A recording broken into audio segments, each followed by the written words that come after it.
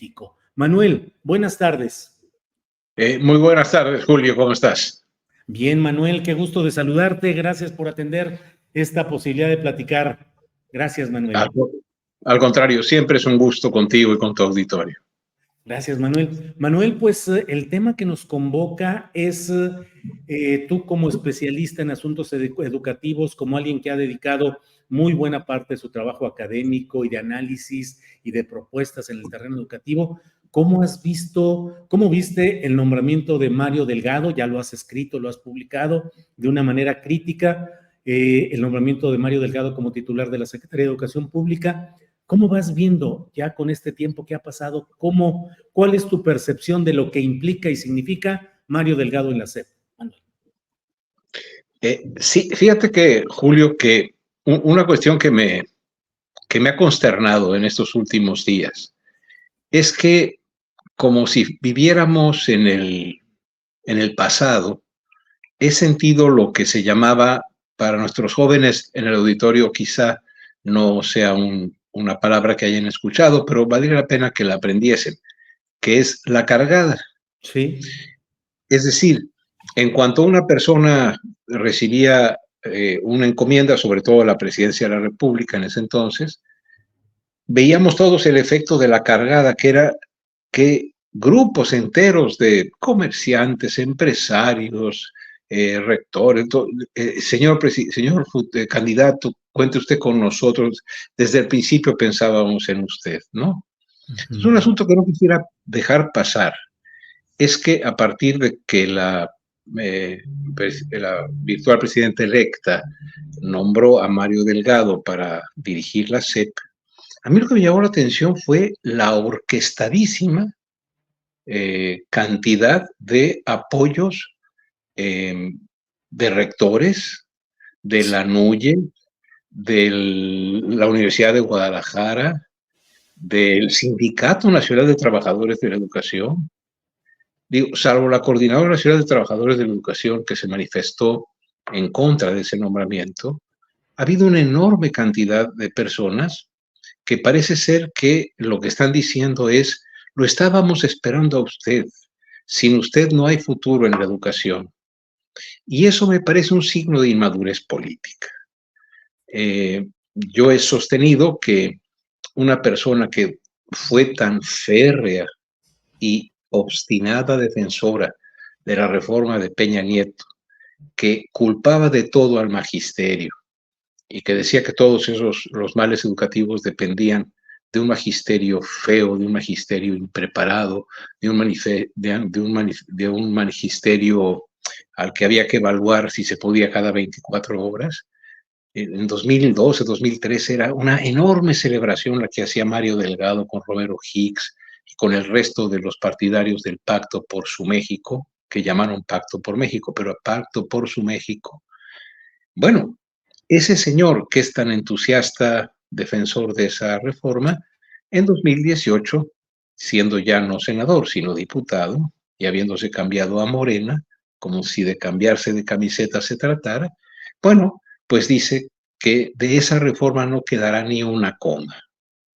¿Cómo es posible, me pregunto, que las personas tan honorables como son los rectores de las universidades del país, como son, digamos, personas y personalidades del mundo intelectual, hayan dicho: don Mario, ha llegado, digamos, el secretario de Estado que estábamos esperando en materia educativa, cuando es palmario que esta persona no tiene una coherencia ideológica, y así como apoyó una reforma, luego se encargó de destruirla, la coordinó el desmantelarla, sin que hubiese, Julio, una explicación. Yo soy el primero, porque me ha tocado muchas veces en la vida, pues he tenido que cambiar de opinión, pero he procurado explicarle a mis amigos, al público que me hace el favor de leerme, etcétera: oigan, me equivoqué, creo que hice. Aquí no ha habido mediación alguna digamos, de una explicación elemental por parte de esta persona, ¿no? Yo con él, como Mario Delgado, no tengo ningún problema, pues ni a favor ni en contra, es un señor, pero sí sobre una conducta política inconsistente y falta de ética, sí he dicho, no creo conveniente lo que sucede. Y sin embargo, ya sea con el silencio o con el estruendoso aplauso, me parece que estamos ante una respuesta digna de una sociedad que no hemos aprendido nada a lo largo del tiempo, cuando es nuestro derecho y sobre todo si estamos de acuerdo con la transformación, pues ser capaces de ser críticos, ¿no? Entonces, tengo esa impresión, ¿no? Pues una cuestión que duele, para decirlo con sinceridad, ¿no? Que lastima porque nos muestra de cuerpo completo como personas que seguimos haciendo una política en el país de, pues, ¿qué horas son, señor secretario? Pues las que usted quiera, ¿no? Esas cosas son terribles y creo que es lo que ha pasado. Manuel, específicamente, ¿cuáles serían las objeciones, cuáles son los riesgos, cuáles son los peligros de colocar a una persona como Mario Delgado al frente de la Secretaría de Educación Pública?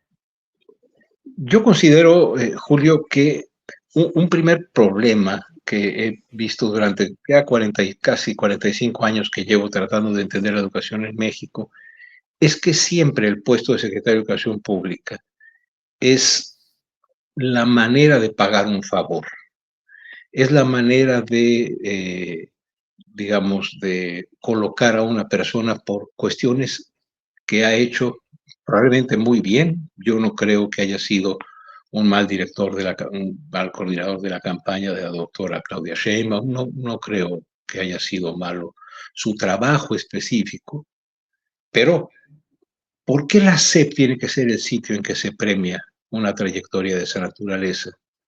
¿No?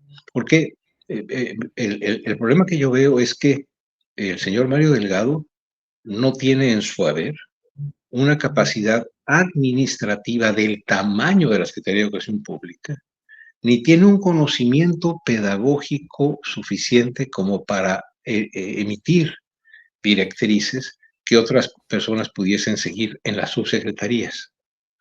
Entonces, lo que encuentro es que, y él ha dicho, haré lo que dice la señora presidenta, a fin de cuentas, pues es su empleado, ¿no? O sea, los secretarios de Educación Pública son empleados del titular del Poder Ejecutivo, los puede remover y los puede nombrar, y está en todo su derecho. La decisión de la doctora Claudia Sheinbaum es totalmente legal y legítima en términos de su capacidad de hacerlo. No obstante, el que sea legal no quiere decir que sea indiscutible, que no se pueda discutir. Y yo sí discuto la idoneidad de él, porque lo que ha dicho es, va a haber más becas, ya lo había dicho la doctora Sheinbaum, también antes lo había dicho la doctora Rosaura Ruiz, va a continuar la nueva escuela mexicana, y yo diría, oigan, pero a todas luces necesitamos detener esta experiencia de la nueva escuela mexicana que tiene cuestiones muy valiosas, pero hay que detenerlo, hay que hacer con más calma las cosas por el bien de los niños, de las personas, sobre todo de los niños y las niñas más pobres. No, parece ser que eso va a continuar. Eh, Estamos ahora ante el hecho de que tenemos una Secretaría de Ciencia, Tecnología, Humanidades e Innovación, que es el traslado del CONACYT a nivel de Secretaría de Estado, y que, por ejemplo, hay cosas que no tengo yo claro. Esa secretaría, nueva secretaría en que está al frente la doctora Rosaura Ruiz, con muchos méritos para ocuparla, parece ser que es la que va a seguir coordinando dos universidades, la Rosario Castellanos y la Universidad de la Salud. Y dicen que lo van a hacer en todo el país, que van a ser nacionales estas dos instituciones. Yo creo que hay dos cosas que revisar, y ahí debería de estar el secretario de Educación Pública llamando la atención en el equipo de la presidencia. Perdón, va a haber, esas universidades van a depender de la Secretaría de Ciencia y Tecnología o van a estar coordinadas por la Subsecretaría de Educación Superior. En su caso, esas dos universidades que a juicio de la doctora Sheinbaum y la doctora Ruiz han sido tan exitosas, pues si han sido tan exitosas, ¿por qué no entregar una evaluación que hagan externos para decirnos cuáles son sus bondades? porque no lo sabemos, ¿no? Ellas han dicho, y no tengo por qué no creerles, que han sido muy exitosas. Bueno, lo que a mí me gustaría saber es cuáles son los criterios para considerarlas así. Otra cosa, Julio, si quieres, como para dar un ejemplo.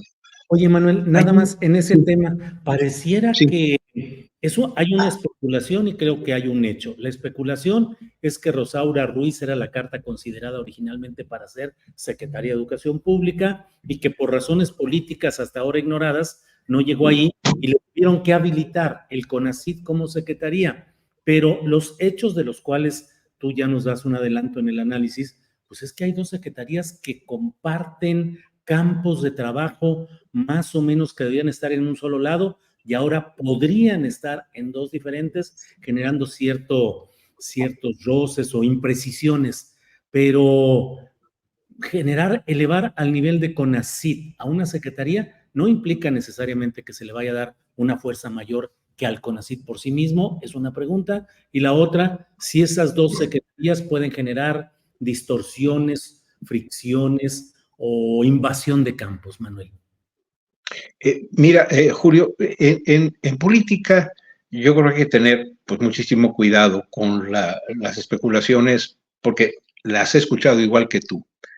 A mí me parece que ha sido una vieja demanda de parte de la comunidad científica que hubiese una Secretaría de Ciencia, una Secretaría de Estado abocada a la ciencia, a la tecnología, a las humanidades, la innovación, ¿no?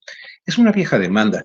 Yo no creo que haya sido, digamos, que haya sido que como no llegó la doctora Rosaura a la CEP, entonces le hicieron una secretaría. Me parece que la doctora Sheinbaum y su equipo no hacen una cosa de ese desaseo. No, yo creo que pensaron en una Secretaría de Estado para Ciencia, Tecnología e Innovación y creo que hay razones, dada la importancia que tiene en el programa de gobierno en su conjunto de la doctora Sheinbaum, el papel que va a jugar la ciencia. Ahora, dicho esto, no quiere decir que no haya empalmes y esos empalmes tienen que ser corregidos. Desde mi punto de vista, las universidades que he mencionado, la Rosario Castellanos y la Universidad de la Salud, pues tendrían que estar ubicadas en donde están el conjunto de universidades públicas del país, que son en la zona de la Subsecretaría de Educación Superior de la SEP.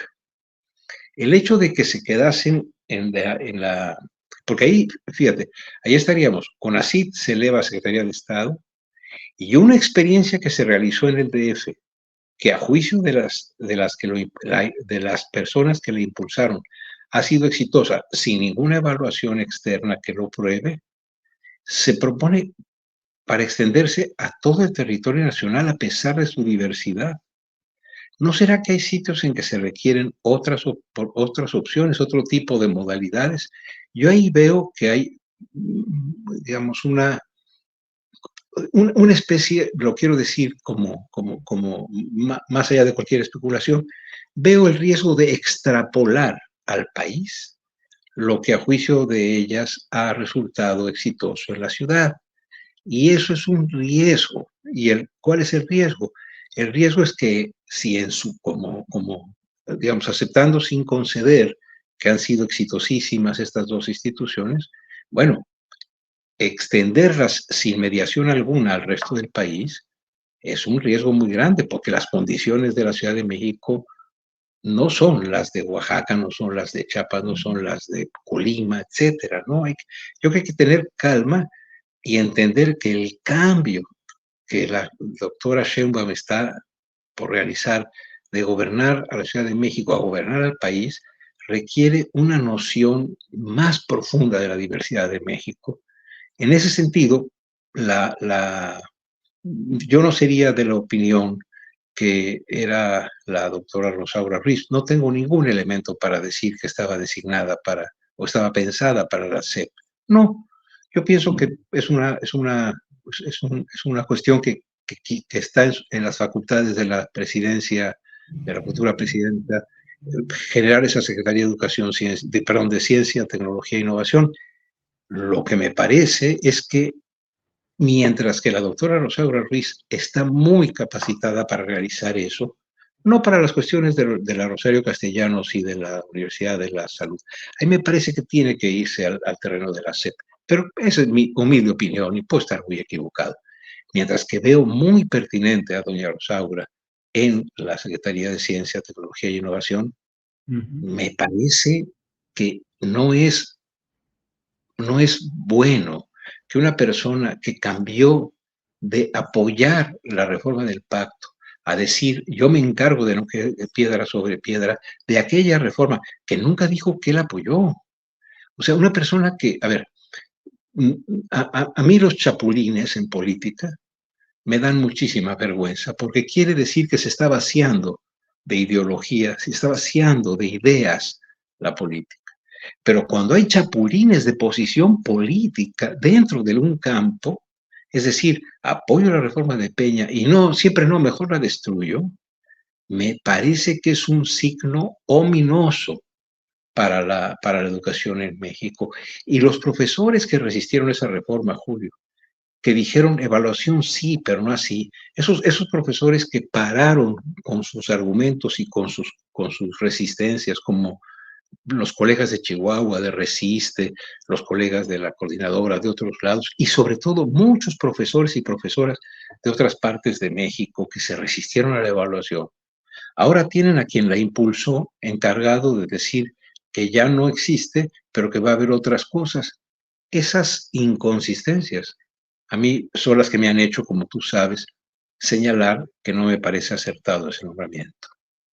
Bien, Manuel, te agradezco mucho esta posibilidad de platicar. Cierro solo preguntándote, hay quienes dicen que el mérito fundamental de Mario Delgado es que es un operador eficaz, que es capaz de lidiar políticamente con la CENTE y también con el sindicato oficial, que es un hombre con una capacidad, como en lo electoral, de arreglar, de negociar, de hacer lo que sea necesario. ¿Qué opinas de esos méritos que se dicen? Mira, es muy posible, no tengo modo de negarlo, pero parto de una convicción, Julio, y una convicción que comparto con el auditorio como una conjetura y como un anhelo. México no requiere que en educación haya alguien que sea capaz de mantener todo quieto. Para que la educación en México cambie, hay que modificar el status quo. Creo que el señor Mario Delgado es muy capaz de distribuir las cosas para que no se armen problemas.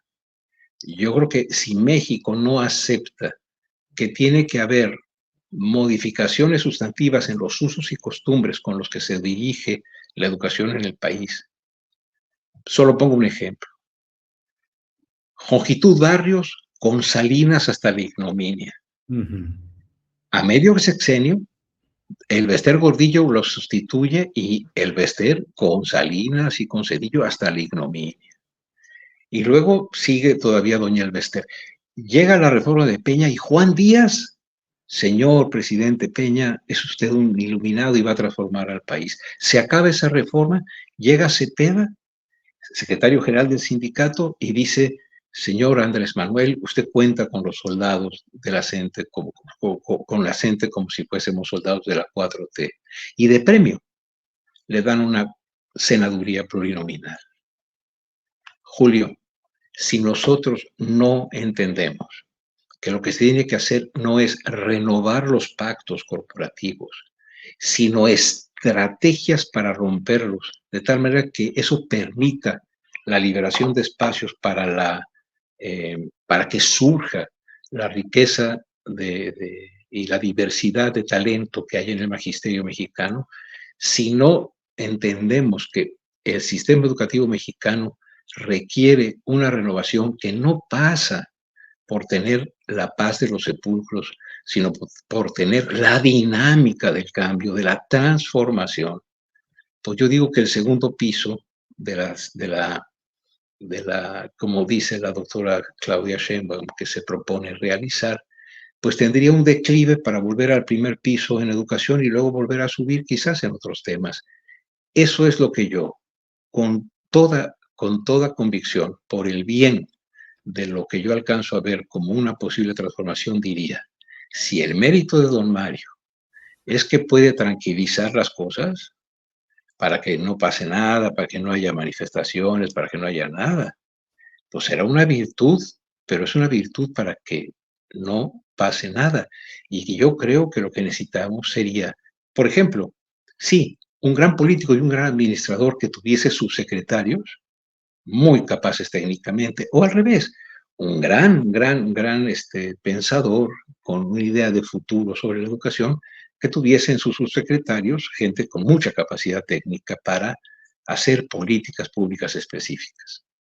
Si la virtud que se le atribuye a don Mario, a ver, si lo que se le atribuye a don Mario es un puesto en agradecimiento por la coordinación de la campaña, y lo ponen en la CEP, y para justificarlo dicen, es que es muy buen operador. Yo diría, pues, ¿por qué no operó el sistema de transporte colectivo? ¿Por qué no operó alguna cuestión, digamos, pues sí, que también le diese un puesto, pero no soltar en sus manos, que no tienen consistencia ideológica, que no tienen, que cambian al mejor cuando cambia el mejor postor. Yo tengo la impresión de que el señor nos ha demostrado en su vida política que ha cambiado de partido según le interesa. Eso no es parte de una propuesta educativa, de una transformación. Antes podía hacerlo, ¿eh? Antes llegaba ahí, llegó Chuaifet, llegaron personas Claro. impresentables, llegaron personas que realmente eran Reyes Tamés, llegó Josefina Vázquez Mota, etcétera. Pero si estamos hablando de que la cosa quiere cambiar, bueno, pues que llegue una persona que haga como en los otros movimientos que ha habido de parte de la doctora Claudia Sheinbaum, que tenga la certidumbre, que tengamos la certidumbre de que va a emprender lo necesario para producir transformaciones en las relaciones entre los actores educativos. Si es para mantener las cosas como están y que no haya problemas, tendremos la paz de los sepulcros. Perdón por repetir eso. México no puede continuar con un sistema educativo apacible. Necesitamos un sistema educativo inquieto en el cual la pregunta sea el horizonte didáctico y pedagógico de este país, porque, insisto, Julio, insisto, estimados colegas, señoras y señores de la audiencia, el que pregunta, pregunta porque duda, duda porque piensa, y si piensa y duda, critica, y la crítica es la base de la conducción y de la construcción de una ciudadanía que es la que nos urge. Sí. A ese tipo de política pública en materia educativa es a la que aspiro. Y aspiro porque creo que coincido con que por el bien de todos ese tipo de educación es imprescindible. No encuentro en el currículum del maestro Delgado ese tipo de ideas, ese tipo de entusiasmo. Lo que creo es que se ha acomodado digamos, a navegar en los mares, procelosos o no, de quien tenga el poder. Manuel, como siempre, muy agradecidos de tu amabilidad, de tu tiempo, de tu conocimiento y sapiencia en estos temas. Apreciamos mucho tu voz, la reflexión y bueno, pues seguimos adelante. Así es que a reserva de lo que desees agregar, siempre agradecidos aquí, Manuel. No, yo también muy agradecido y como siempre he dicho en tu programa, Julio, esto que he dicho es lo que yo sinceramente pienso. Nunca voy a estar seguro de tener la razón. Eso solo Dios y algunas personas muy presumidas. No, estoy seguro, Julio, que puedo tener cuestiones que yo no veo. Lo que quiero que tengas tú y tu audiencia, absoluta certeza, esto es lo que piensa Manuel Gil con toda sinceridad y preocupación por el bien de México. Manuel, ¿qué te digo? Gracias, gracias por ser lo que eres, por decir lo que dices y por estar siempre con esa congruencia de conciencia y hablar. Gracias, Manuel. Al contrario, muchas gracias, Julio. Un abrazo a todos y a todas. Gracias, hasta luego, gracias.